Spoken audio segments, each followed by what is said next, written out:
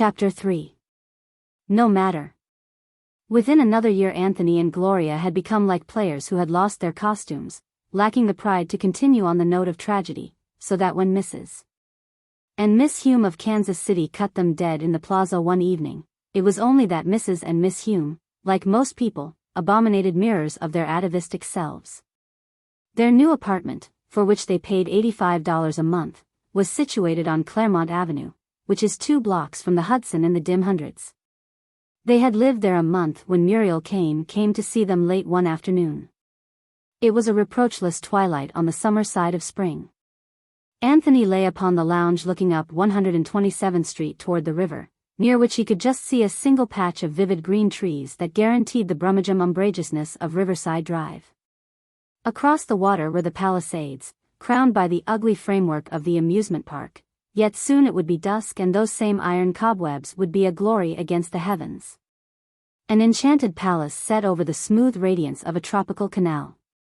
The streets near the apartment, Anthony had found, were streets where children played, streets a little nicer than those he had been used to pass on his way to Marietta, but of the same general sort, with an occasional hand organ or hurdy-gurdy. And in the cool of the evening many pairs of young girls walking down to the corner drugstore for ice cream soda and dreaming unlimited dreams under the low heavens. Dusk in the streets now, and children playing, shouting up incoherent ecstatic words that faded out close to the open window, and Muriel, who had come to find Gloria, chattering to him from an opaque gloom over across the room. "Light the lamp, why don't we?" she suggested. "It's getting ghostly in here." With a tired movement he arose and obeyed. The gray window panes vanished. He stretched himself. He was heavier now, his stomach was a limp weight against his belt. His flesh had softened and expanded. He was 32 and his mind was a bleak and disordered wreck. "Have a little drink, Muriel?" "Not me, thanks. I don't use it anymore." "What are you doing these days, Anthony?" she asked curiously. "Well, I've been pretty busy with this lawsuit," he answered indifferently. "It's gone to the Court of Appeals, ought to be settled up one way or another by autumn.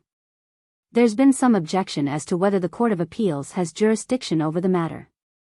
Muriel made a clicking sound with her tongue and cocked her head on one side. "Well, you tell 'em.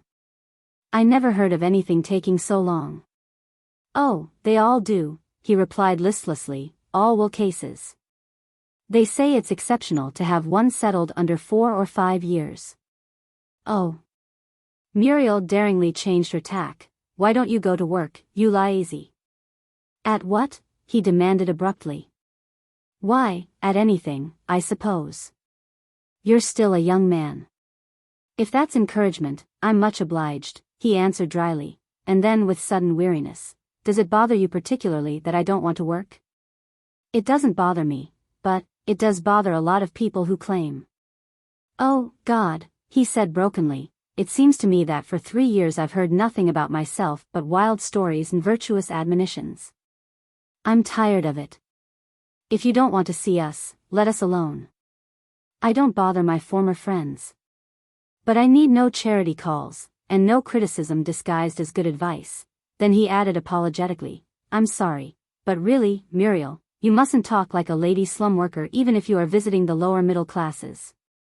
He turned his bloodshot eyes on her reproachfully, eyes that had once been a deep, clear blue, that were weak now, strained, and half ruined from reading when he was drunk. "Why do you say such awful things?" she protested. "You talk as if you and Gloria were in the middle classes. Why pretend we're not? I hate people who claim to be great aristocrats when they can't even keep up the appearances of it. Do you think a person has to have money to be aristocratic?" Muriel, the horrified Democrat. "Why, of course. Aristocracy's only an admission that certain traits which we call fine, courage and honor and beauty and all that sort of thing, can best be developed in a favorable environment, where you don't have the warpings of ignorance and necessity." Muriel bit her lower lip and waved her head from side to side. "Well, all I say is that if a person comes from a good family they're always nice people. That's the trouble with you and Gloria. You think that just because things aren't going your way right now all your old friends are trying to avoid you. You're too sensitive. As a matter of fact, said Anthony, you know nothing at all about it. With me it's simply a matter of pride, and for once Gloria's reasonable enough to agree that we oughtn't go where we're not wanted. And people don't want us. We're too much the ideal bad examples. Nonsense. You can't park your pessimism in my little sun parlor. I think you ought to forget all those morbid speculations and go to work. Here I am, 32. Suppose I did start in at some idiotic business. Perhaps in 2 years I might rise to $50 a week, with luck. That's if I could get a job at all. There's an awful lot of unemployment. Well, suppose I made $50 a week. Do you think I'd be any happier? Do you think that if I don't get this money of my grandfather's life will be endurable? Muriel smiled complacently. Well, she said, that may be clever, but it isn't common sense. A few minutes later Gloria came in, seeming to bring with her into the room some dark color, indeterminate and rare. In a taciturn way she was happy to see Muriel. She greeted Anthony with a casual, "Hi." "I've been talking philosophy with your husband," cried the irrepressible Miss Kane. "We took up some fundamental concepts," said Anthony, a faint smile disturbing his pale cheeks, paler still under 2 days' growth of beard. Oblivious to his irony, Muriel rehashed her contention. When she had done, Gloria said quietly, "Anthony's right. It's no fun to go around when you have the sense that people are looking at you in a certain way." He broke in plaintively. "Don't you think that when even Maury Noble, who was my best friend, won't come to see us, it's high time to stop calling people up?" Tears were standing in his eyes. "That was your fault about Maury Noble," said Gloria coolly. "It wasn't." "It most certainly was." Muriel intervened quickly. "I met a girl who knew Maury, the other day, and she says he doesn't drink anymore. He's getting pretty cagey." "Doesn't?" "Practically not at all. He's making piles of money. He's sort of changed since the war. He's going to marry a girl in Philadelphia who has millions, Cece Larrabee, anyhow, that's what Town Tattle said." "He's 33, said Anthony, thinking aloud. "But it's odd to imagine his getting married. I used to think he was so brilliant." "He was," murmured Gloria, "in a way. But brilliant people don't settle down in business, or do they? Or what do they do? Or what becomes of everybody you used to know and have so much in common with?" "You drift apart," suggested Muriel with the appropriate dreamy look. "They change," said Gloria. "All the qualities that they don't use in their daily lives get cobwebbed up." "The last thing he said to me," recollected Anthony, "was that he was going to work so as to forget that there was nothing worth working for." Muriel caught at this quickly. "That's what you ought to do," she exclaimed triumphantly. "Of course I shouldn't think anybody would want to work for nothing. But it'd give you something to do. What do you do with yourselves, anyway? Nobody ever sees you at Montmartre or anywhere. Are you economizing?" Gloria laughed scornfully, glancing at Anthony from the corners of her eyes. "Well," he demanded, "what are you laughing at?" "You know what I'm laughing at," she answered coldly. "At that case of whiskey?" "Yes," she turned to Muriel. "He paid $75 for a case of whiskey yesterday." "What if I did?" "It's cheaper that way than if you get it by the bottle. You needn't pretend that you won't drink any of it. At least I don't drink in the daytime." "That's a fine distinction," he cried, springing to his feet in a weak rage. "What's more, I'll be damned if you can hurl that at me every few minutes." "It's true." "It is not. And I'm getting sick of this eternal business of criticizing me before visitors." He had worked himself up to such a state that his arms and shoulders were visibly trembling. "You'd think everything was my fault. You'd think you hadn't encouraged me to spend money, and spent a lot more on yourself than I ever did by a long shot." Now Gloria rose to her feet. "I won't let you talk to me that way." "All right, then, by heaven, you don't have to." In a sort of rush he left the room. The two women heard his steps in the hall, and then the front door banged. Gloria sank back into her chair. Her face was lovely in the lamplight, composed, inscrutable. "Oh," cried Muriel in distress. "Oh, what is the matter? Nothing particularly. He's just drunk. Drunk? Why, he's perfectly sober. He talked. Gloria shook her head. Oh, no, he doesn't show it any more unless he can hardly stand up, and he talks all right until he gets excited. He talks much better than he does when he's sober. But he's been sitting here all day drinking, except for the time it took him to walk to the corner for a newspaper. Oh, how terrible. Muriel was sincerely moved. Her eyes filled with tears. Has this happened much? Drinking, you mean? No, this, leaving you? Oh, yes. Frequently. He'll come in about midnight, and weep and ask me to forgive him. And do you? I don't know. We just go on. The two women sat there in the lamplight and looked at each other, each in a different way helpless before this thing. Gloria was still pretty as she would ever be again. Her cheeks were flushed and she was wearing a new dress that she had bought, imprudently, for $50. She had hoped she could persuade Anthony to take her out tonight, to a restaurant or even to one of the great, gorgeous moving picture palaces where there would be a few people to look at her, at whom she could bear to look in turn. She wanted this because she knew her cheeks were flushed and because her dress was new and becomingly fragile. Only very occasionally, now, did they receive any invitations. But she did not tell these things to Muriel. Gloria, dear, I wish we could have dinner together, but I promised a man and it's 7:30 already. I've got to tear. Oh, I couldn't, anyway. In the first place I've been ill all day. I couldn't eat a thing. After she had walked with Muriel to the door, Gloria came back into the room, turned out the lamp, and leaning her elbows on the window sill looked out at Palisades Park. Where the brilliant revolving circle of the Ferris wheel was like a trembling mirror catching the yellow reflection of the moon. The street was quiet now, the children had gone in, over the way she could see a family at dinner. Pointlessly, ridiculously, they rose and walked about the table. Seen thus, all that they did appeared incongruous. It was as though they were being jiggled carelessly and to no purpose by invisible overhead wires. She looked at her watch. It was 8 o'clock. She had been pleased for a part of the day, the early afternoon, in walking along that Broadway of Harlem, 125th Street, with her nostrils alert to many odors.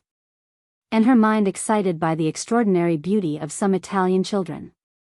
It affected her curiously, as Fifth Avenue had affected her once, in the days when, with the placid confidence of beauty, she had known that it was all hers, every shop and all it held, every adult toy glittering in a window, all hers for the asking.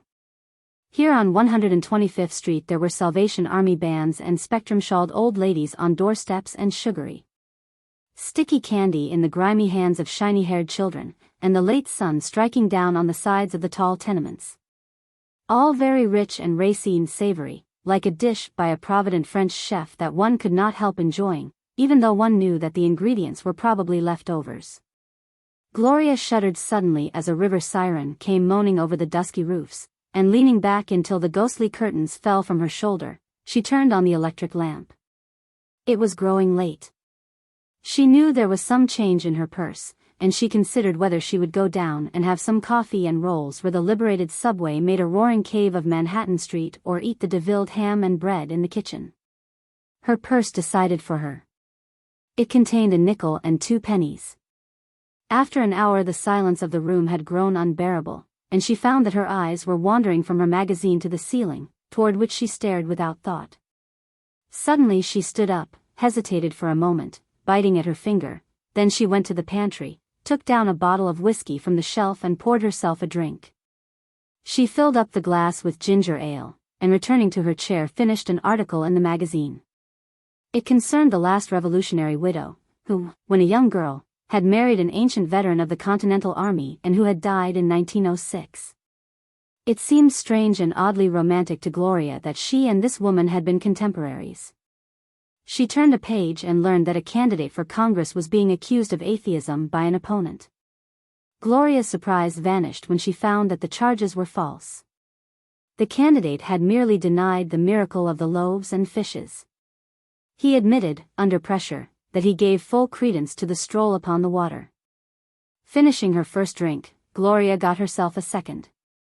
After slipping on a negligee and making herself comfortable on the lounge, she became conscious that she was miserable and that the tears were rolling down her cheeks. She wondered if they were tears of self-pity, and tried resolutely not to cry, but this existence without hope, without happiness, oppressed her, and she kept shaking her head from side to side, her mouth drawn down tremulously in the corners, as though she were denying an assertion made by someone, somewhere. She did not know that this gesture of hers was years older than history, that, for 100 generations of men, intolerable and persistent grief has offered that gesture, of denial, of protest, of bewilderment, to something more profound, more powerful than the God made in the image of man, and before which that God, did he exist, would be equally impotent. It is a truth set at the heart of tragedy that this force never explains, never answers, this force intangible as air, more definite than death. Richard Caramel. Early in the summer Anthony resigned from his last club, the Amsterdam. He had come to visit it hardly twice a year, and the dues were a recurrent burden. He had joined it on his return from Italy because it had been his grandfather's club and his father's, and because it was a club that, given the opportunity, one indisputably joined, but as a matter of fact he had preferred the Harvard Club. Largely because of Dick and Maury. However, with the decline of his fortunes, it had seemed an increasingly desirable bauble to cling to. It was relinquished at the last, with some regret. His companions numbered now a curious dozen. Several of them he had met in a place called Sammy's, on 43rd Street, where, if one knocked on the door and were favorably passed on from behind a grating, one could sit around a great round table drinking fairly good whiskey. It was here that he encountered a man named Parker Allison, who had been exactly the wrong sort of rounder at Harvard, and who was running through a large yeast fortune as rapidly as possible. Parker Allison's notion of distinction consisted in driving a noisy red and yellow racing car up Broadway with two glittering, hard-eyed girls beside him. He was the sort who dined with two girls rather than with one. His imagination was almost incapable of sustaining a dialogue. Besides Allison there was Pete Lytell, who wore a gray derby on the side of his head. He always had money and he was customarily cheerful, so Anthony held aimless, long-winded conversation with him through many afternoons of the summer and fall. Lytell, he found, not only talked but reasoned in phrases. His philosophy was a series of them, assimilated here and there through an active, thoughtless life. He had phrases about socialism, the immemorial ones. He had phrases pertaining to the existence of a personal deity, something about one time when he had been in a railroad accident, and he had phrases about the Irish problem, the sort of woman he respected, and the futility of prohibition. The only time his conversation ever rose superior to these muddled clauses, with which he interpreted the most rococo happenings in a life that had been more than usually eventful, was when he got down to the detailed discussion of his most animal existence. He knew, to a subtlety, the foods, the liquor, and the women that he preferred. He was at once the commonest and the most remarkable product of civilization. He was 9 out of 10 people that one passes on a city street, and he was a hairless ape with 24 tricks. He was the hero of 1,000 romances of life and art, and he was a virtual moron, performing staidly yet absurdly a series of complicated and infinitely astounding epics over a span of 70 years. With such men as these two Anthony Patch drank and discussed and drank and argued. He liked them because they knew nothing about him, because they lived in the obvious and had not the faintest conception of the inevitable continuity of life. They sat not before a motion picture with consecutive reels, but at a musty old-fashioned travelogue with all values stark and hence all implications confused. Yet they themselves were not confused, because there was nothing in them to be confused. They changed phrases from month to month as they changed neckties. Anthony, the courteous, the subtle, the perspicacious, was drunk each day, in Sammy's with these men, in the apartment over a book, some book he knew, and, very rarely, with Gloria, who, in his eyes, had begun to develop the unmistakable outlines of a quarrelsome and unreasonable woman. She was not the Gloria of old, certainly, the Gloria who, had she been sick, would have preferred to inflict misery upon every one around her, rather than confess that she needed sympathy or assistance. She was not above whining now.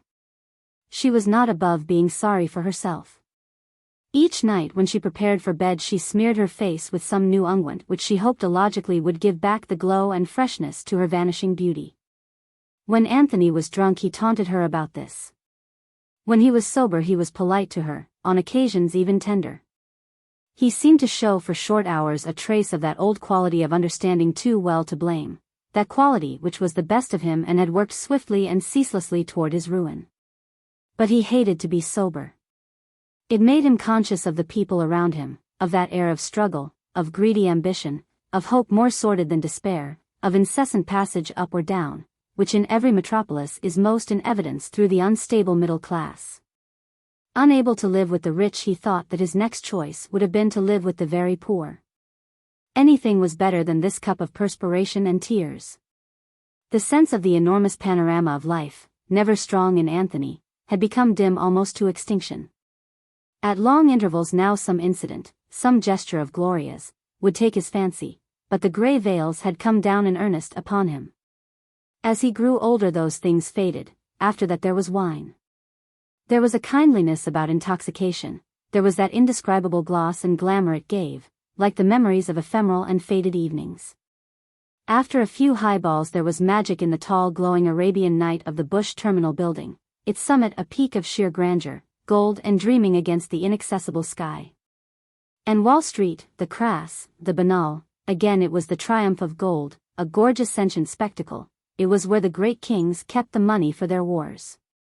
The fruit of youth or of the grape, the transitory magic of the brief passage from darkness to darkness, the old illusion that truth and beauty were in some way entwined.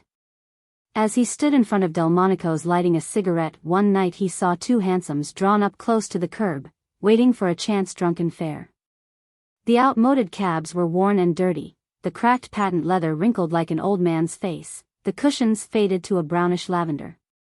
The very horses were ancient and weary, and so were the white-haired men who sat aloft, cracking their whips with a grotesque affectation of gallantry. A relic of vanished gaiety. Anthony Patch walked away in a sudden fit of depression, pondering the bitterness of such survivals. There was nothing, it seemed, that grew stale so soon as pleasure. On 42nd Street one afternoon he met Richard Caramel for the first time in many months, a prosperous, fattening Richard Caramel, whose face was filling out to match the Bostonian brow. Just got in this week from the coast. Was going to call you up, but I didn't know your new address. We've moved. Richard Caramel noticed that Anthony was wearing a soiled shirt, that his cuffs were slightly but perceptibly frayed, that his eyes were set in half-moons the color of cigar smoke. So I gathered, he said, fixing his friend with his bright yellow eye. But where and how is Gloria? My God, Anthony, I've been hearing the doggonedest stories about you two even out in California, and when I get back to New York I find you've sunk absolutely out of sight. Why don't you pull yourself together? Now, listen, chattered Anthony unsteadily, I can't stand a long lecture. We've lost money in a dozen ways, and naturally people have talked, on account of the lawsuit, but the thing's coming to a final decision this winter, surely. You're talking so fast that I can't understand you, interrupted Dick calmly. Well, I've said all I'm going to say, snapped Anthony. Come and see us if you like, or don't. With this he turned and started to walk off in the crowd, but Dick overtook him immediately and grasped his arm. Say, Anthony, don't fly off the handle so easily. You know Gloria's my cousin, and you're one of my oldest friends, so it's natural for me to be interested when I hear that you're going to the dogs, and taking her with you. I don't want to be preached to. Well, then, all right, how about coming up to my apartment and having a drink? I've just got settled. I've bought 3 cases of Gordon gin from a revenue officer. As they walked along he continued in a burst of exasperation. And how about your grandfather's money, you going to get it? Well, answered Anthony resentfully, that old fool hate seems hopeful, especially because people are tired of reformers right now, you know it might make a slight difference, for instance. If some judge thought that Adam Patch made it harder for him to get liquor. You can't do without money, said Dick sententiously. Have you tried to write any, lately? Anthony shook his head silently. That's funny, said Dick. I always thought that you and Maury would write some day, and now he's grown to be a sort of tight-fisted aristocrat, and I'm the bad example. I wonder why. You probably think you know, suggested Anthony, with an effort at concentration. The failure and the success both believe in their hearts that they have accurately balanced points of view, the success because he's succeeded, and the failure because he's failed. The successful man tells his son to profit by his father's good fortune, and the failure tells his son to profit by his father's mistakes. I don't agree with you, said the author of A Shaved Tail in France. I used to listen to you and Maury when we were young, and I used to be impressed because you were so consistently cynical, but now, well, after all, by God, which of us three has taken to the intellectual life? I don't want to sound vainglorious, but it's me, and I've always believed that moral values existed, and I always will. Well, objected Anthony, who was rather enjoying himself, even granting that, you know that in practice life never presents problems as clear-cut, does it? It does to me. There's nothing I'd violate certain principles for. But how do you know when you're violating them? You have to guess at things just like most people do. You have to apportion the values and you look back. You finish up the portrait then, paint in the details and shadows. Dick shook his head with a lofty stubbornness. Same old feudal cynic, he said. It's just a mode of being sorry for yourself. You don't do anything, so nothing matters. Oh, I'm quite capable of self-pity, admitted Anthony, nor am I claiming that I'm getting as much fun out of life as you are. You say, at least you used to, that happiness is the only thing worthwhile in life. Do you think you're any happier for being a pessimist? Anthony grunted savagely. His pleasure in the conversation began to wane. He was nervous and craving for a drink. My golly, he cried, where do you live? I can't keep walking forever. Your endurance is all mental, returned Dick sharply. Well, I live right here. He turned in at the apartment house on 49th Street, and a few minutes later they were in a large new room with an open fireplace and 4 walls lined with books. A colored butler served them gin rickeys, and an hour vanished politely with the mellow shortening of their drinks and the glow of a light mid-autumn fire. The arts are very old, said Anthony after a while. With a few glasses the tension of his nerves relaxed and he found that he could think again. Which art? All of them. Poetry is dying first. It'll be absorbed into prose sooner or later. For instance, the beautiful word, the colored and glittering word, and the beautiful simile belong in prose now.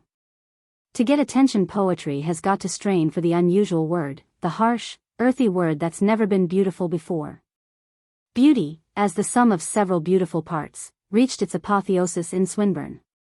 It can't go any further, except in the novel, perhaps. Dick interrupted him impatiently.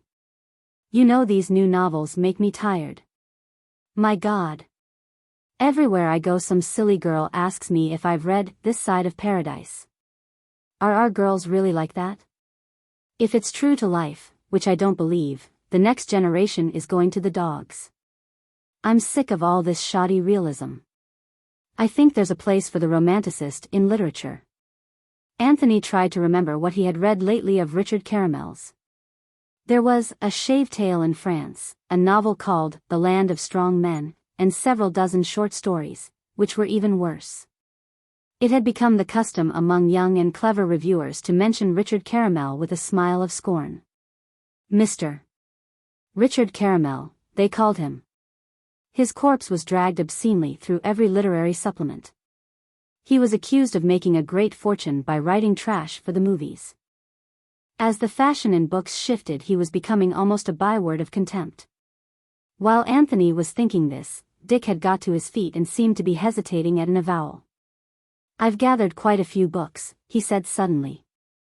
So I see. I've made an exhaustive collection of good American stuff, old and new. I don't mean the usual Longfellow Whittier thing, in fact, most of it's modern. He stepped to one of the walls and, seeing that it was expected of him, Anthony arose and followed. Look. Under a printed tag Americana he displayed 6 long rows of books, beautifully bound and, obviously, carefully chosen. And here are the contemporary novelists. Then Anthony saw the Joker. Wedged in between Mark Twain and Dreiser were 8 strange and inappropriate volumes, the works of Richard Caramel, the demon lover, true enough. But also 7 others that were execrably awful, without sincerity or grace. Unwillingly Anthony glanced at Dick's face and caught a slight uncertainty there. "I've put my own books in, of course," said Richard Caramel hastily, "though 1 or 2 of them are uneven. I'm afraid I wrote a little too fast when I had that magazine contract. But I don't believe in false modesty. Of course some of the critics haven't paid so much attention to me since I've been established, but, after all, it's not the critics that count. They're just sheep." For the first time in so long that he could scarcely remember, Anthony felt a touch of the old pleasant contempt for his friend. Richard Caramel continued. "My publishers, you know, have been advertising me as the Thackeray of America, because of my New York novel." "Yes," Anthony managed to muster, "I suppose there's a good deal in what you say." He knew that his contempt was unreasonable. He knew that he would have changed places with Dick unhesitatingly. He himself had tried his best to write with his tongue in his cheek. Ah, well, then, can a man disparage his life work so readily? And that night while Richard Caramel was hard at toil, with great hittings of the wrong keys and screwings up of his weary, unmatched eyes, laboring over his trash far into those cheerless hours when the fire dies down, and the head is swimming from the effect of prolonged concentration, Anthony, abominably drunk, was sprawled across the back seat of a taxi on his way to the flat on Claremont Avenue. The beating.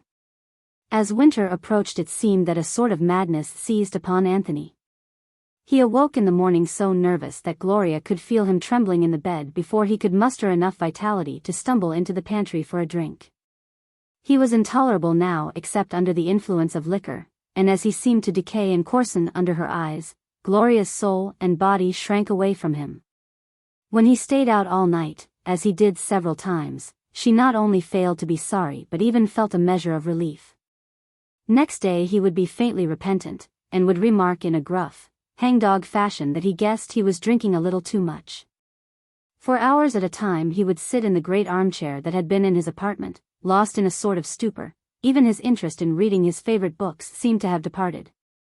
And though an incessant bickering went on between husband and wife, the one subject upon which they ever really conversed was the progress of the will case. What Gloria hoped in the tenebrous depths of her soul, what she expected that great gift of money to bring about, is difficult to imagine. She was being bent by her environment into a grotesque similitude of a housewife. She who until 3 years before had never made coffee, prepared sometimes 3 meals a day. She walked a great deal in the afternoons, and in the evening she read books, magazines, anything she found at hand. If now she wished for a child, even a child of the Anthony who sought her bed blind drunk, she neither said so nor gave any show or sign of interest in children. It is doubtful if she could have made it clear to anyone what it was she wanted, or indeed what there was to want, a lonely, lovely woman, 30 now, retrenched behind some impregnable inhibition born and coexistent with her beauty. One afternoon when the snow was dirty again along Riverside Drive, Gloria, who had been to the grocer's, entered the apartment to find Anthony pacing the floor in a state of aggravated nervousness. The feverish eyes he turned on her were traced with tiny pink lines that reminded her of rivers on a map. For a moment she received the impression that he was suddenly indefinitely old. "Have you any money?" he inquired of her precipitately. "What? What do you mean?" "Just what I said. Money. Money. Can't you speak English?" She paid no attention but brushed by him and into the pantry to put the bacon and eggs in the icebox.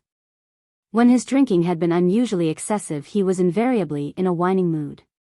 This time he followed her and, standing in the pantry door, persisted in his question. "You heard what I said. Have you any money?" She turned about from the icebox and faced him. "Why, Anthony, you must be crazy. You know I haven't any money, except $1 in change." He executed an abrupt about-face and returned to the living room, where he renewed his pacing. It was evident that he had something portentous on his mind. He quite obviously wanted to be asked what was the matter. Joining him a moment later she sat upon the long lounge and began taking down her hair. It was no longer bobbed, and it had changed in the last year from a rich gold dusted with red to an unresplendent light brown. She had bought some shampoo soap and meant to wash it now. She had considered putting a bottle of peroxide into the rinsing water. Well, she implied silently. That darn bank, he quavered. They've had my account for over 10 years, 10 years. Well, it seems they've got some autocratic rule that you have to keep over $500 there or they won't carry you. They wrote me a letter a few months ago and told me I'd been running too low. Once I gave out 2 bum checks, remember? That night in Reisenweber's, but I made them good the very next day. Well, I promised old Halloran, he's the manager, the greedy Mick, that I'd watch out. And I thought I was going all right. I kept up the stubs in my checkbook pretty regular. Well, I went in there today to cash a check, and Halloran came up and told me they'd have to close my account. Too many bad checks, he said, and I never had more than $500 to my credit, and that only for a day or so at a time. And by God. What do you think he said then? What? He said this was a good time to do it because I didn't have a damn penny in there. You didn't? That's what he told me. Seems I'd given these Bedros people a check for $60 for that last case of liquor, and I only had $45 in the bank. Well, the Bedros people deposited $15 to my account and drew the whole thing out. In her ignorance, Gloria conjured up a specter of imprisonment and disgrace. Oh, they won't do anything, he assured her. Bootlegging's too risky a business. They'll send me a bill for $15 and I'll pay it. Oh. She considered a moment. Well, we can sell another bond. He laughed sarcastically. Oh, yes, that's always easy. When the few bonds we have that are paying any interest at all are only worth between 50 and 80 cents on the dollar. We lose about half the bond every time we sell. What else can we do? Oh, we'll sell something, as usual. We've got paper worth $80,000 at par. Again he laughed unpleasantly. Bring about 30,000 on the open market. I distrusted those 10% investments. The deuce you did, he said. You pretended you did, so you could claw at me if they went to pieces, but you wanted to take a chance as much as I did. She was silent for a moment as if considering, then. Anthony, she cried suddenly, $200 a month is worse than nothing. Let's sell all the bonds and put the $30,000 in the bank, and if we lose the case we can live in Italy for 3 years, and then just die. In her excitement as she talked she was aware of a faint flush of sentiment, the first she had felt in many days. 3 years, he said nervously, 3 years. You're crazy. Mr. Haight'll take more than that if we lose. Do you think he's working for charity? I forgot that. And here it is Saturday, he continued, and I've only got $1 and some change, and we've got to live till Monday, when I can get to my broker's. And not a drink in the house, he added as a significant afterthought. Can't you call up Dick? I did. His man says he's gone down to Princeton to address a literary club or some such thing. Won't be back till Monday. Well, let's see, don't you know some friend you might go to? I tried a couple of fellows. Couldn't find anybody in. I wish I'd sold that Keats letter like I started to last week. How about those men you play cards with in that Sammy place? Do you think I'd ask them? His voice rang with righteous horror. Gloria winced. He would rather contemplate her active discomfort than feel his own skin crawl at asking an inappropriate favor. I thought of Muriel, he suggested. She's in California. Well, how about some of those men who gave you such a good time while I was in the army? You'd think they might be glad to do a little favor for you. She looked at him contemptuously, but he took no notice. Or how about your old friend Rachel, or Constance Merriam? Constance Merriam's been dead a year, and I wouldn't ask Rachel. Well, how about that gentleman who was so anxious to help you once that he could hardly restrain himself, Blokeman? Oh. He had hurt her at last, and he was not too obtuse or too careless to perceive it. Why not him, he insisted callously. Because, he doesn't like me any more, she said with difficulty, and then as he did not answer but only regarded her cynically, if you want to know why, I'll tell you. A year ago I went to Blokeman, he's changed his name to Black, and asked him to put me into pictures. You went to Blokeman? Yes. Why didn't you tell me? He demanded incredulously, the smile fading from his face. Because you were probably off drinking somewhere. He had them give me a test, and they decided that I wasn't young enough for anything except a character part. A character part? The woman of 30 sort of thing. I wasn't 30, and I didn't think I looked 30. Why, damn him, cried Anthony, championing her violently with a curious perverseness of emotion. Why? Well, that's why I can't go to him. Why, the insolence? Insisted Anthony nervously, the insolence. Anthony, that doesn't matter now. The thing is we've got to live over Sunday and there's nothing in the house but a loaf of bread and a half-pound of bacon and 2 eggs for breakfast. She handed him the contents of her purse. There's 70, 80, $1.15. With what you have that makes about 2.5 altogether, doesn't it?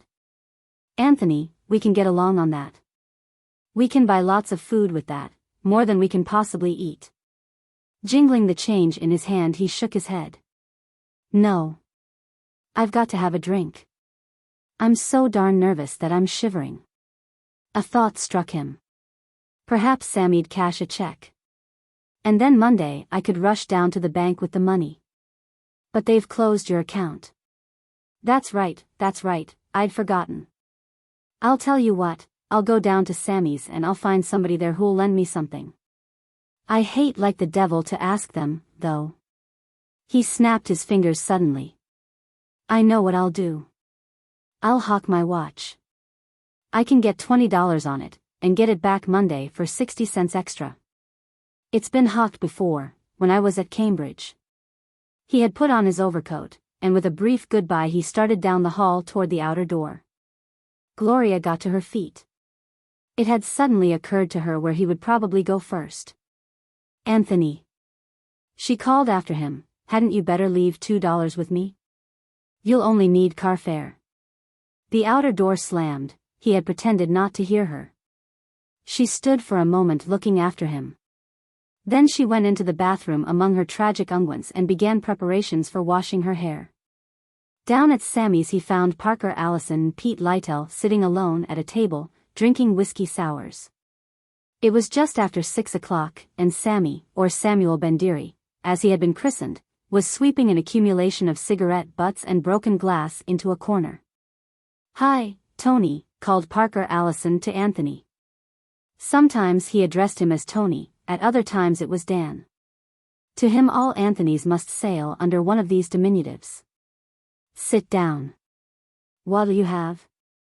On the subway Anthony had counted his money and found that he had almost $4. He could pay for 2 rounds at 50 cents a drink, which meant that he would have 6 drinks. Then he would go over to 6th Avenue and get $20 and a pawn ticket in exchange for his watch. Well, roughnecks, he said jovially, how's the life of crime?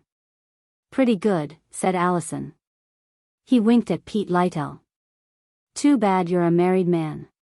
We've got some pretty good stuff lined up for about 11 o'clock, when the show's let out. Oh, boy. Yes, sir, too bad he's married, isn't it, Pete? Saw shame. At 7:30, when they had completed the 6 rounds, Anthony found that his intentions were giving audience to his desires.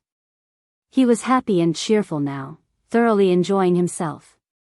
It seemed to him that the story which Pete had just finished telling was unusually and profoundly humorous, and he decided, as he did every day at about this point, that they were damn good fellows, by golly. Who would do a lot more for him than anyone else he knew. The pawn shops would remain open until late Saturday nights, and he felt that if he took just one more drink he would attain a gorgeous rose-colored exhilaration. Artfully, he fished in his vest pockets, brought up his 2 quarters, and stared at them as though in surprise. Well, I'll be darned, he protested in an aggrieved tone, here I've come out without my pocketbook. Need some cash? Asked Lytell easily. I left my money on the dresser at home. And I wanted to buy you another drink. Oh, knock it. Lytell waved the suggestion away disparagingly. I guess we can blow a good fella to all the drinks he wants. What'll you have, same? I tell you, suggested Parker Allison, suppose we send Sammy across the street for some sandwiches and eat dinner here. The other two agreed. Good idea. Hey, Sammy, want Shaw do somepem for us? Just after 9 o'clock Anthony staggered to his feet and, bidding them a thick good night, walked unsteadily to the door, handing Sammy one of his 2 quarters as he passed out. Once in the street he hesitated uncertainly and then started in the direction of 6th Avenue, where he remembered to have frequently passed several loan offices. He went by a newsstand and 2 drugstores, and then he realized that he was standing in front of the place which he sought, and that it was shut and barred. Unperturbed he continued. Another one, half a block down, was also closed, so were 2 more across the street and a 5th in the square below. Seeing a faint light in the last one, he began to knock on the glass door. He desisted only when a watchman appeared in the back of the shop and motioned him angrily to move on. With growing discouragement, with growing befuddlement, he crossed the street and walked back toward 43rd. On the corner near Sammy's he paused undecided. If he went back to the apartment, as he felt his body required, he would lay himself open to bitter reproach, yet, now that the pawn shops were closed, he had no notion where to get the money. He decided finally that he might ask Parker Allison, after all, but he approached Sammy's only to find the door locked and the lights out. He looked at his watch, 9:30. He began walking. 10 minutes later he stopped aimlessly at the corner of 43rd Street and Madison Avenue, diagonally across from the bright but nearly deserted entrance to the Biltmore Hotel. Here he stood for a moment, and then sat down heavily on a damp board amid some debris of construction work.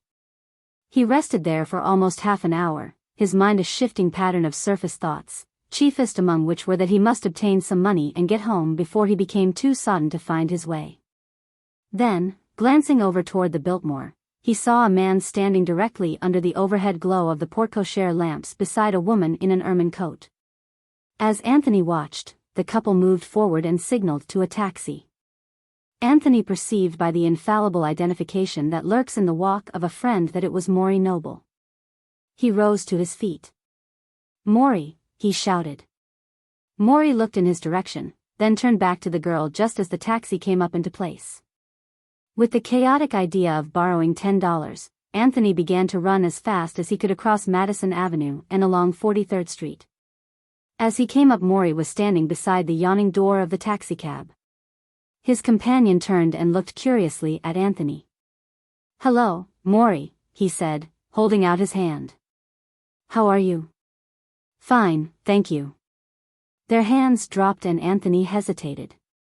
Maury made no move to introduce him, but only stood there regarding him with an inscrutable feline silence. "I wanted to see you," began Anthony uncertainly.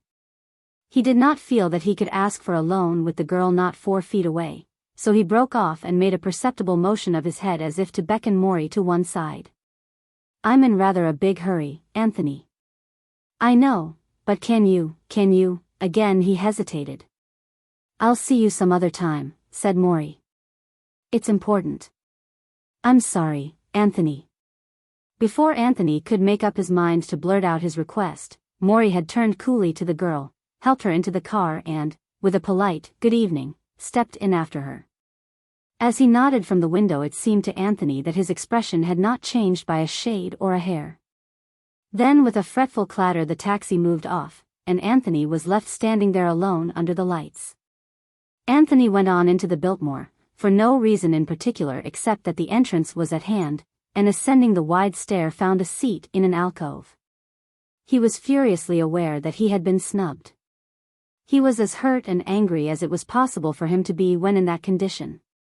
Nevertheless, he was stubbornly preoccupied with the necessity of obtaining some money before he went home, and once again he told over on his fingers the acquaintances he might conceivably call on in this emergency.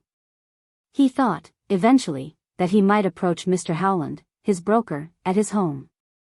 After a long wait he found that Mr. Howland was out. He returned to the operator, leaning over her desk and fingering his quarter as though loath to leave unsatisfied. "Call Mr. Blokeman," he said suddenly. His own words surprised him. The name had come from some crossing of two suggestions in his mind. What's the number, please? Scarcely conscious of what he did, Anthony looked up Joseph Blokeman in the telephone directory. He could find no such person, and was about to close the book when it flashed into his mind that Gloria had mentioned a change of name. It was the matter of a minute to find Joseph Black. Then he waited in the booth while Central called the number. Hello, oh, Mr. Blokeman, I mean Mr. Black in? No, he's out this evening. Is there any message? The intonation was Cockney. It reminded him of the rich vocal deferences of Bounds. Where is he? Why, who is this, please, sir? This Mr. Patch. Matter of 6 importance. Why, he's with a party at the Bull, Michigan, sir. Thanks. Anthony got his 5-cent change and started for the Bull, Michigan, a popular dancing resort on 45th Street. It was nearly 10, but the streets were dark and sparsely peopled until the theaters should eject their spawn an hour later. Anthony knew the Bull, Michigan, for he had been there with Gloria during the year before, and he remembered the existence of a rule that patrons must be in evening dress. Well, he would not go upstairs. He would send a boy up for Blokeman and wait for him in the lower hall. For a moment he did not doubt that the whole project was entirely natural and graceful. To his distorted imagination, Blokeman had become simply one of his old friends.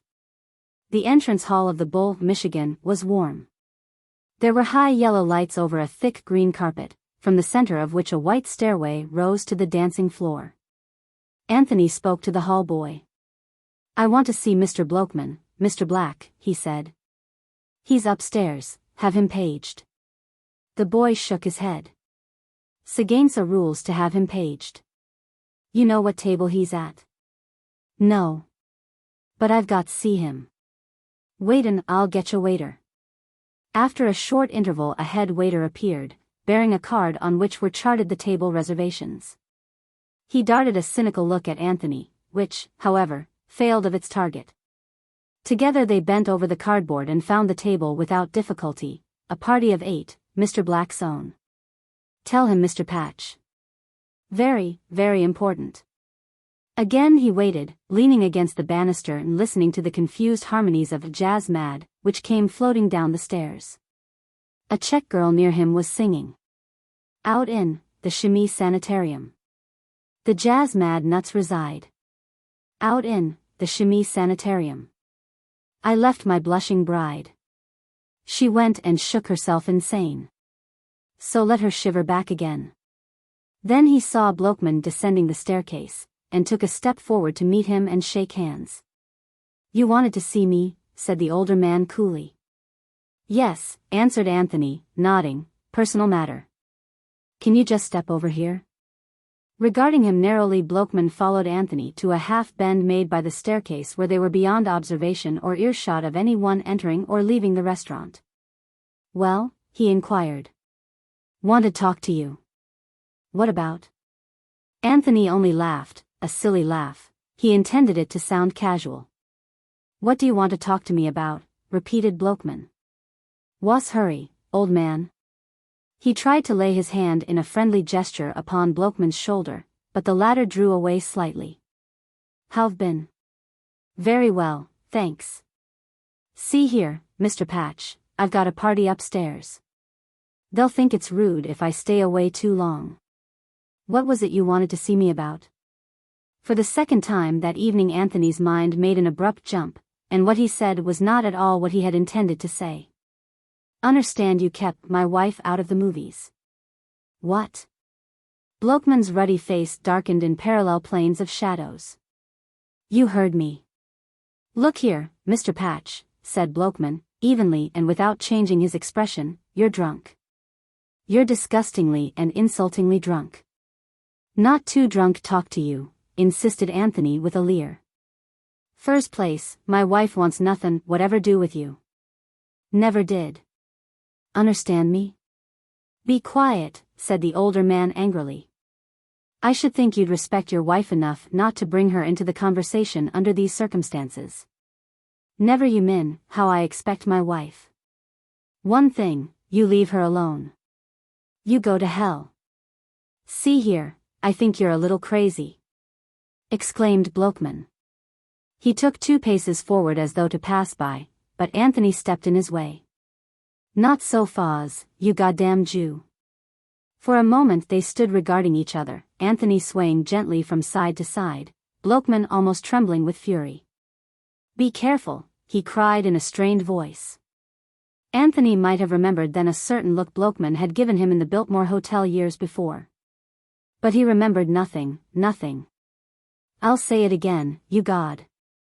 Then Blokeman struck out, with all the strength in the arm of a well-conditioned man of 45, struck out and caught Anthony squarely in the mouth.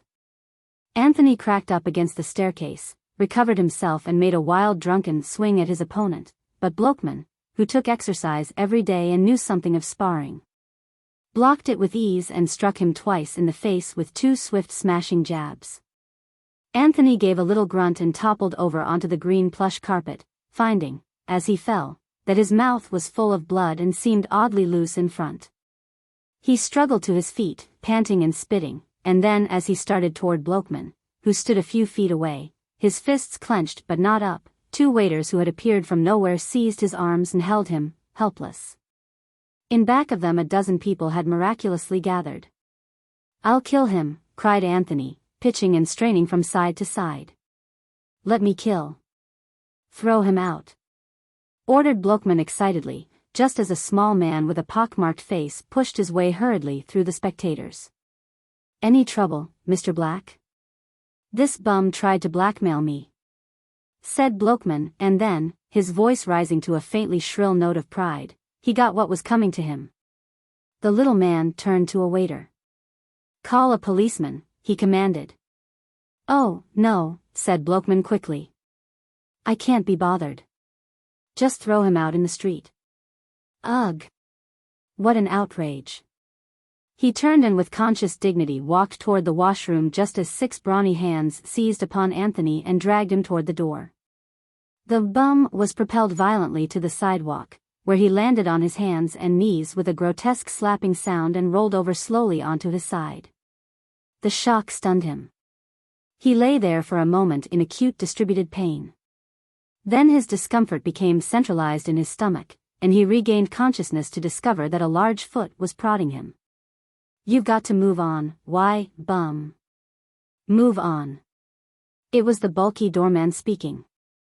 A town car had stopped at the curb and its occupants had disembarked, that is, 2 of the women were standing on the dashboard, waiting in offended delicacy until this obscene obstacle should be removed from their path. Move on. Or else I'll throw Y on. Here, I'll get him. This was a new voice. Anthony imagined that it was somehow more tolerant, better disposed than the first. Again arms were about him, half lifting, half dragging him into a welcome shadow for doors up the street and propping him against the stone front of a millinery shop. Much obliged, muttered Anthony feebly. Someone pushed his soft hat down upon his head and he winced. Just sit still, buddy, and you'll feel better. Those guys sure give you a bump. I'm going back and kill that dirty. He tried to get to his feet but collapsed backward against the wall. You can't do nothin' now, came the voice. Get some other time. I'm tellin' you straight, ain't I? I'm helpin' you. Anthony nodded. And you better go home. You dropped a tooth tonight, buddy. You know that? Anthony explored his mouth with his tongue, verifying the statement. Then with an effort he raised his hand and located the gap. I'm a-going to get you home, friend. Whereabouts do you live? Oh, by God. By God, interrupted Anthony, clenching his fists passionately. I'll show the dirty bunch. You help me show and I'll fix it with you. My grandfather's Adam Patch, of Tarrytown. Who? Adam Patch, by God. You want to go all the way to Tarrytown? No. Well, you tell me where to go, friend, and I'll get a cab. Anthony made out that his Samaritan was a short, broad-shouldered individual, somewhat the worse for wear. Where'd you live, hey? Sodden and shaken as he was, Anthony felt that his address would be poor collateral for his wild boast about his grandfather. "Get me a cab," he commanded, feeling in his pockets. A taxi drove up. Again Anthony essayed to rise, but his ankle swung loose, as though it were in two sections. The Samaritan must needs help him in, and climb in after him. "See here, fella," said he, "you're soused and you're bunged up, and you won't be able to get in your house lest somebody carries you in, so I'm going with you, and I know you'll make it all right with me. Where'd you live?" With some reluctance Anthony gave his address.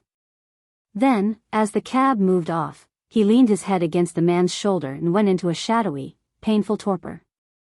When he awoke, the man had lifted him from the cab in front of the apartment on Claremont Avenue and was trying to set him on his feet. "Can I walk?" "Yes, sort of. You better not come in with me." Again he felt helplessly in his pockets. "Say," he continued, apologetically, swaying dangerously on his feet, "I'm afraid I haven't got a cent." "Huh? I'm cleaned out."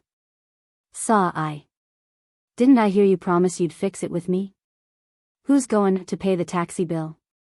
He turned to the driver for confirmation. "Didn't you hear him say he'd fix it? All that about his grandfather?" "Matter of fact," muttered Anthony imprudently, "it was you did all the talking.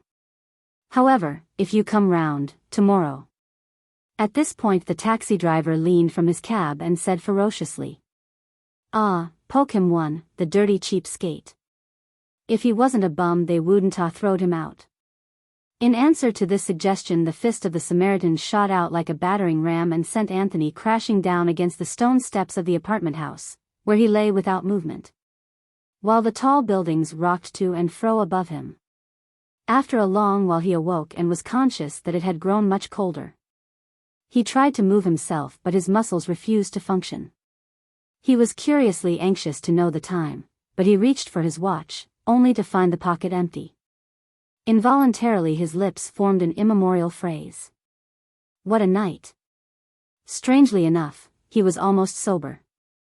Without moving his head he looked up to where the moon was anchored in mid-sky, shedding light down into Claremont Avenue as into the bottom of a deep and uncharted abyss. There was no sign or sound of life save for the continuous buzzing in his own ears, but after a moment Anthony himself broke the silence with a distinct and peculiar murmur. It was the sound that he had consistently attempted to make back there in the Bowl of Michigan, when he had been face to face with Blokeman, the unmistakable sound of ironic laughter. And on his torn and bleeding lips it was like a pitiful retching of the soul. 3 weeks later the trial came to an end. The seemingly endless spool of legal red tape having unrolled over a period of 4.5 years, suddenly snapped off. Anthony and Gloria and, on the other side, Edward Shuttleworth and a platoon of beneficiaries testified and lied and ill-behaved generally in varying degrees of greed and desperation.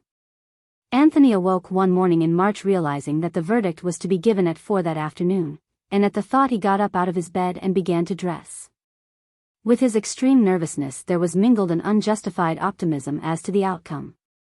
He believed that the decision of the lower court would be reversed, if only because of the reaction, due to excessive prohibition, that had recently set in against reforms and reformers. He counted more on the personal attacks that they had leveled at Shuttleworth than on the more sheerly legal aspects of the proceedings. Dressed, he poured himself a drink of whiskey and then went into Gloria's room, where he found her already wide awake. She had been in bed for a week, humoring herself, Anthony fancied, though the doctor had said that she had best not be disturbed. "Good morning," she murmured, without smiling. Her eyes seemed unusually large and dark. "How do you feel?" he asked grudgingly. "Better?" "Yes." "Much?" "Yes." "Do you feel well enough to go down to court with me this afternoon?" She nodded. "Yes. I want to. Dick said yesterday that if the weather was nice he was coming up in his car and take me for a ride in Central Park, and look, the room's all full of sunshine." Anthony glanced mechanically out the window and then sat down upon the bed. "God, I'm nervous," he exclaimed. "Please don't sit there," she said quickly. "Why not?" "You smell of whiskey. I can't stand it." He got up absent-mindedly and left the room. A little later she called to him and he went out and brought her some potato salad and cold chicken from the delicatessen. At 2 o'clock Richard Caramel's car arrived at the door and, when he phoned up, Anthony took Gloria down in the elevator and walked with her to the curb. She told her cousin that it was sweet of him to take her riding. "Don't be simple," Dick replied disparagingly. "It's nothing." But he did not mean that it was nothing, and this was a curious thing. Richard Caramel had forgiven many people for many offenses. But he had never forgiven his cousin, Gloria Gilbert, for a statement she had made just prior to her wedding, 7 years before. She had said that she did not intend to read his book. Richard Caramel remembered this. He had remembered it well for 7 years. "What time will I expect you back?" asked Anthony. "We won't come back," she answered. "We'll meet you down there at 4. "All right," he muttered, "I'll meet you." Upstairs he found a letter waiting for him. It was a mimeographed notice urging the boys, in condescendingly colloquial language, to pay the dues of the American Legion. He threw it impatiently into the wastebasket and sat down with his elbows on the window sill, looking down blindly into the sunny street. Italy, if the verdict was in their favor, it meant Italy. The word had become a sort of talisman to him, a land where the intolerable anxieties of life would fall away like an old garment. They would go to the watering places first, and among the bright and colorful crowds forget the gray appendages of despair. Marvelously renewed, he would walk again in the Piazza di Spagna at twilight, moving in that drifting flotsam of dark women and ragged beggars, of austere, barefooted friars. The thought of Italian women stirred him faintly. When his purse hung heavy again, even romance might fly back to perch upon it, the romance of blue canals in Venice, of the golden green hills of Fiesole after rain, and of women who changed. Dissolved, melted into other women and receded from his life, but who were always beautiful and always young. But it seemed to him that there should be a difference in his attitude. All the distress that he had ever known, the sorrow and the pain, had been because of women. It was something that in different ways they did to him, unconsciously, almost casually, perhaps finding him tender-minded and afraid. They killed the things in him that menaced their absolute sway. Turning about from the window, he faced his reflection in the mirror, contemplating dejectedly the wan, pasty face, the eyes with their crisscross of lines like shreds of dried blood. The stooped and flabby figure whose very sag was a document in lethargy. He was 33, he looked 40. Well, things would be different. The doorbell rang abruptly and he started as though he had been dealt a blow. Recovering himself, he went into the hall and opened the outer door. It was Dot. The encounter. He retreated before her into the living room, comprehending only a word here and there in the slow flood of sentences that poured from her steadily, one after the other, in a persistent monotone. She was decently and shabbily dressed. A somehow pitiable little hat adorned with pink and blue flowers covered and hid her dark hair. He gathered from her words that several days before she had seen an item in the paper concerning the lawsuit, and had obtained his address from the clerk of the appellate division. She had called up the apartment and had been told that Anthony was out by a woman to whom she had refused to give her name. In a living room he stood by the door regarding her with a sort of stupefied horror as she rattled on. His predominant sensation was that all the civilization and convention around him was curiously unreal. She was in a milliner's shop on 6th Avenue, she said. It was a lonesome life. She had been sick for a long while after he left for Camp Mills. Her mother had come down and taken her home again to Carolina. She had come to New York with the idea of finding Anthony. She was appallingly in earnest. Her violet eyes were red with tears. Her soft intonation was ragged with little gasping sobs. That was all. She had never changed. She wanted him now, and if she couldn't have him she must die. "You'll have to get out," he said at length, speaking with tortuous intensity. "Haven't I enough to worry me now without you coming here? My God. You'll have to get out." Sobbing, she sat down in a chair. "I love you," she cried. "I don't care what you say to me. I love you." "I don't care," he almost shrieked. "Get out, oh, get out. Haven't you done me harm enough? Haven't you done enough? Hit me," she implored him, wildly, stupidly. "Oh, Hit me, and I'll kiss the hand you hit me with. His voice rose until it was pitched almost at a scream. I'll kill you, he cried. If you don't get out, I'll kill you, I'll kill you. There was madness in his eyes now, but, unintimidated, Dot rose and took a step toward him. Anthony. Anthony.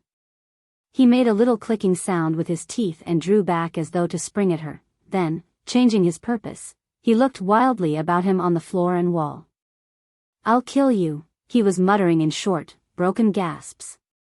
I'll kill you. He seemed to bite at the word as though to force it into materialization. Alarmed at last, she made no further movement forward, but meeting his frantic eyes, took a step back toward the door. Anthony began to race here and there on his side of the room, still giving out his single cursing cry. Then he found what he had been seeking, a stiff oaken chair that stood beside the table. Uttering a harsh, broken shout, he seized it, swung it above his head and let it go with all his raging strength straight at the white, frightened face across the room. Then a thick, impenetrable darkness came down upon him and blotted out thought, rage, and madness together.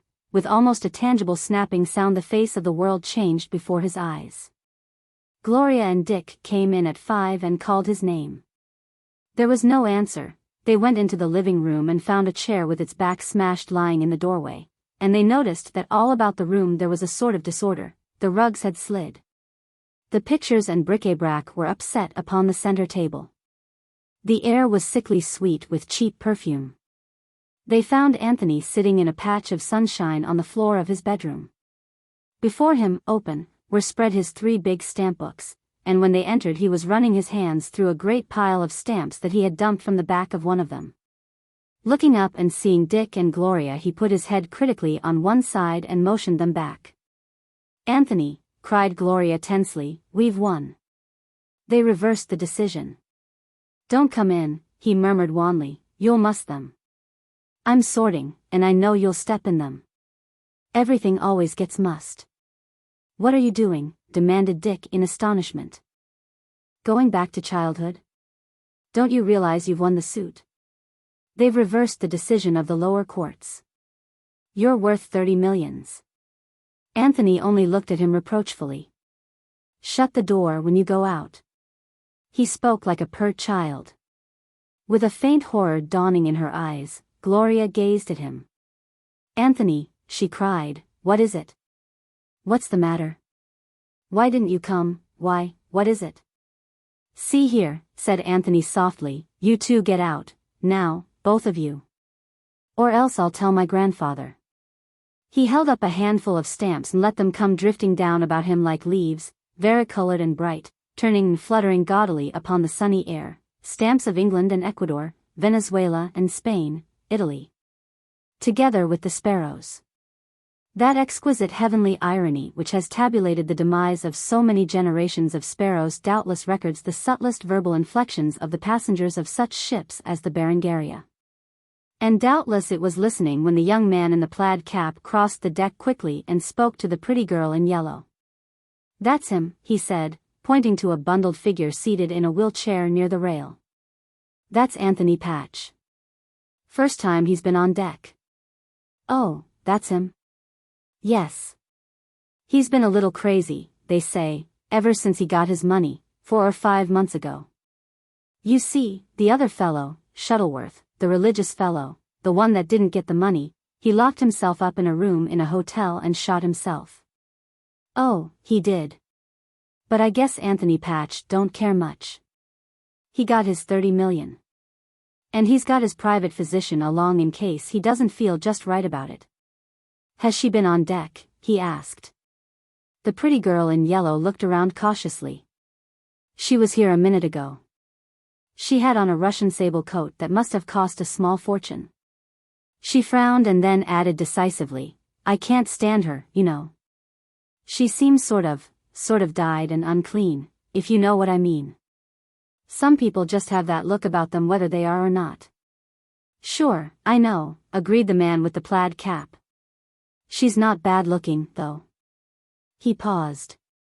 Wonder what he's thinking about, his money, I guess, or maybe he's got remorse about that fellow Shuttleworth. Probably. But the man in the plaid cap was quite wrong. Anthony Patch, sitting near the rail and looking out at the sea, was not thinking of his money, for he had seldom in his life been really preoccupied with material vainglory, nor of Edward Shuttleworth. For it is best to look on the sunny side of these things. No, he was concerned with a series of reminiscences, much as a general might look back upon a successful campaign and analyze his victories. He was thinking of the hardships, the insufferable tribulations he had gone through. They had tried to penalize him for the mistakes of his youth. He had been exposed to ruthless misery, his very craving for romance had been punished, his friends had deserted him, even Gloria had turned against him. He had been alone, facing it all. Only a few months before people had been urging him to give in, to submit to mediocrity, to go to work. But he had known that he was justified in his way of life, and he had stuck it out stanchly. Why, the very friends who had been most unkind had come to respect him, to know he had been right all along. Had not the lackeys and the Merediths and the Cartwright-Smiths called on Gloria and him at the Ritz-Carlton just a week before they sailed? Great tears stood in his eyes, and his voice was tremulous as he whispered to himself. "I showed them," he was saying. "It was a hard fight, but I didn't give up and I came through."